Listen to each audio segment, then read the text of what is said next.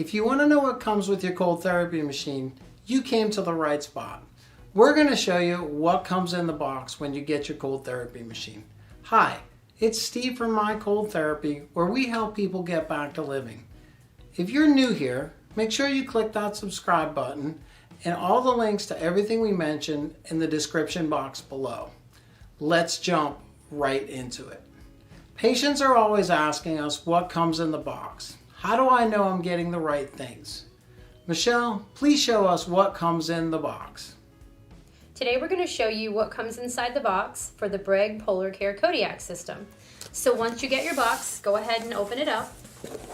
The first thing you're going to take out is going to be the skin warning paper. This just serves as a reminder to never put the pads directly on your skin. After that, you're going to take your pad out. Now, some people don't need a pad, some people are just replacing their system.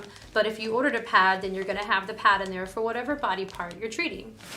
After that, you're ready to take the cooler out. Now, in addition to removing the cooler from inside the box, there's also going to be a power supply located inside the box. So make sure you take that out as well.